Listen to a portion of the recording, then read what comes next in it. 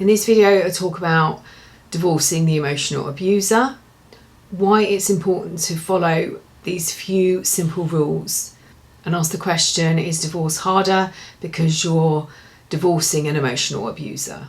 Hello, my name is Elizabeth Goddard from Revive Your Soul. On this channel, I help you untangle from the invisible chains that keep you trapped at the end of an emotionally abusive relationship. If you're new to this channel, please like and subscribe. And if you're returning, thank you and welcome back. You thought leaving was the hardest part, and now you're faced with the divorce process. Divorce is one of the most stressful things that you can go through, along with moving house, Christmas with family, the death of a family member or pet. Now, I know they're trying to get some changes made to the divorce process, which are really out of date and possibly designed to keep families together. They're trying to bring in new laws that will make it possible for people to divorce someone who's unwilling to go through that process. And yes, that does happen. I know a few people, one who's been in a 15-year relationship and their partner is refusing to go through the divorce process, agreeing to a separation order, and which is quite outdated because it was against their beliefs. And another couple that have been separated for 8 years, where the other party is refusing to acknowledge or look at any paperwork. But things do change. I'm sure you've heard of the couple that just fell out of love with each other. The couple that were in a relationship more like siblings than they were husband and wife. Or they just discovered they had different likes and dislikes. Or perhaps one had an affair and they wanted to stay together, but they just found it impossible.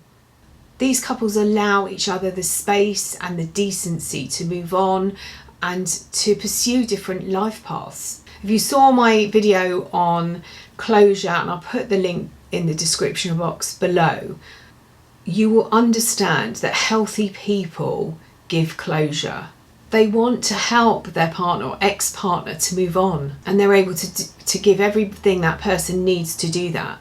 It might be answering difficult questions, but they're healthy enough to be able to take responsibility for their actions. But sadly, you're not divorcing that person. You're divorcing a person that drained everything from you. Or maybe you didn't, maybe it's the other way around. You couldn't deal with it any longer and you moved on or wanted to move on.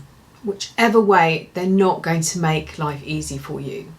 They might have had an affair, but it was always going to be your fault. Maybe you didn't have enough attention for them, so they had to look for it somewhere else.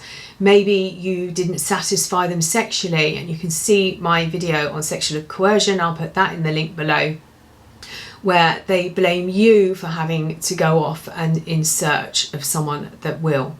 These people believe you're their property. They don't see people, they see items. And you thought leaving was the hardest part. Being emotionally fit means everything and anything that they try to do to hurt you just isn't going to work. It's like putting on a Teflon suit. It means you're emotionally fit to negotiate. It means you won't give in to their petty demands. It means you'll instill boundaries to protect yourself, protect your family, protect your finances, and protect your sanity.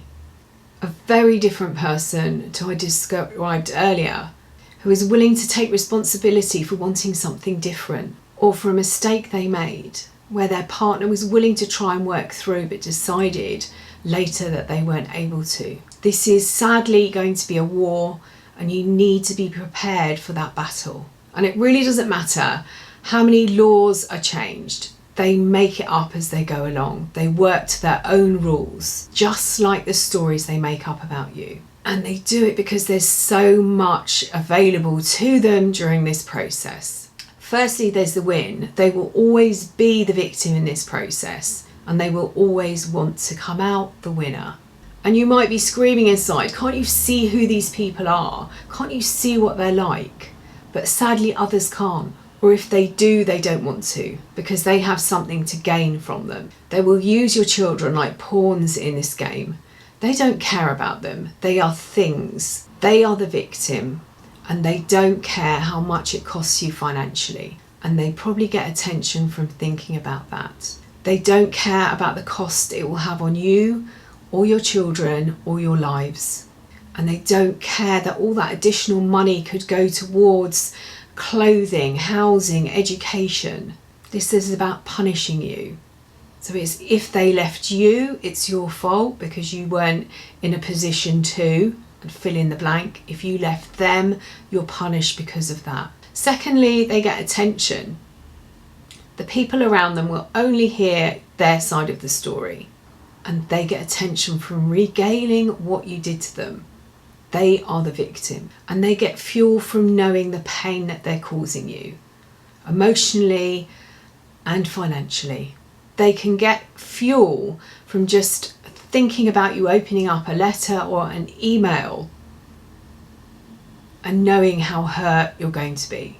They don't need to be in contact with you because they've watched so many times the way you acted and behaved. This is why it's so important to find your tribe, to find people that have experienced this type of relationship, and everything comes at a price. Don't let it be your emotional and mental health. If you have children, don't underestimate the cost to their emotional and mental health, because they will be manipulated by that parent, and they want to use them to manipulate you. And they might also use them to gain information from them. You will have the financial cost as well, possibly solicitors, and maybe if it goes to court, barristers. And if it does go to court, you will need somebody with you. It's such a frustrating process. And in fact, the judge really expects you to have everything sorted out before you sit in front of them. And if you're unrepresented and they've got a barrister, what I found recently was from a few people that I've been in contact with, that the judge wasn't up to date on divorce and their expertise was in other areas. And what they were doing was using the other person's barrister as a way of getting information and getting them to sort it all out, which isn't fair, isn't balanced, because they're actually representing the other party. So really consider that point if you're going down, if it looks like it's going down that route. And you might find that there's little finances left in your pot, but they don't care about this. This may cause a decrease in your living standards. Again, they don't care. This is just another way of punishing you. They have to win at all costs. There's the emotional pain of going through the divorce process, having accusations thrown at you, and only being able to represent yourself by paper, either email or letter. If they are divorcing you, they'll lie about the reasons. And you might even see discrepancies in that paperwork and point it out, but just get ignored. And in the UK, everything's centralised now. So very similar to being sat in front of a judge, everything gets collated and it's expected this is all being sorted out between solicitors. If you're not represented and you haven't got somebody to look after you and protect your interests, they will manipulate the situation. By being emotionally ready for that, you won't crumble, give in, see that damaged inner child that maybe you saw in them. And that's why you put up with their behaviour for so long. You will be on a level playing field.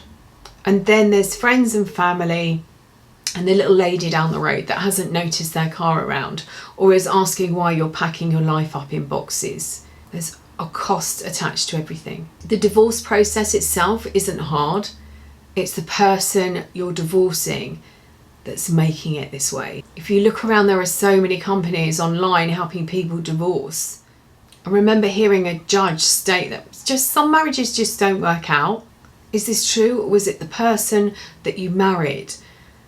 Healthy people are able to understand what is and isn't working, and they're able to talk it through and come up with a solution. And that solution might be to divorce. What they don't do is use techniques such as word salad or even circular conversations where you believe you've come to a conclusion and you've got everything sorted out, only to be hours later or days later to have that argument or situation resurrect, and you're confused thinking, we've sorted all this out, we came up with a plan, well, this is what we're going to do, and you're starting that process all over again.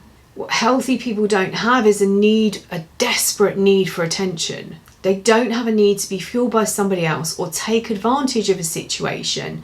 Healthy people might want to keep their record collection or a vase that Aunt Dolly gave them as a wedding present, and they're able to negotiate and discuss with their partner. Healthy people don't use the divorce process to punish their partners. They wouldn't take advantage or bully their spouse, understanding they're experiencing stress or maybe health issues or maybe a bereavement within the family. What an unhealthy person would do is see this as an opportunity to manipulate that situation to their advantage. They will exert power and change the goalposts. Emotionally healthy people do and will make mistakes through this process. It is a stressful time. It's the presence of an emotional abuser that makes divorce even harder. It doesn't matter if it's you or them that just started a divorce process, they will do everything in their power to make it as difficult as they can for you. They need to win. They see this as an opportunity to get more attention, and they also see it as an opportunity to punish you. You might have noticed during the relationship, if something wasn't tied down or nailed down, they believed it was theirs and they took it. And this process is exactly the same. And because of their need to control everything, they will manipulate everyone and everything that's said, making the divorce process even harder.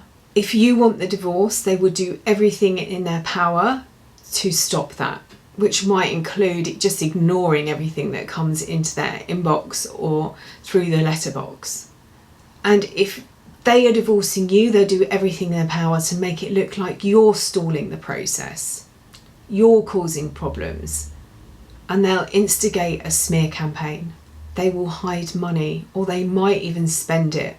The divorce process isn't hard, it's made hard, and that's because you're divorcing an emotional abuser. I hope you found this video helpful. You can join me on Facebook. I'll put the links in the description below to the two groups. The Divorce Sanctuary is a private group that you can share, that you can be heard, maybe for the first time, that you can vent and ask questions and do some healing. You need to be emotionally fit to deal with this so that you get the divorce that works for you. Please don't forget to subscribe to my channel and hit the little bell at the side, and you'll be notified each time I upload a video. You can work with me one-to-one by going to my website reviveyoursoul.co.uk or drop me an email, info@reviveyoursoul.co.uk. And also in the description I will put the links to both my books, Finding Lily and the A to Z of Emotional Abuse. Sending you loads and loads and loads of love.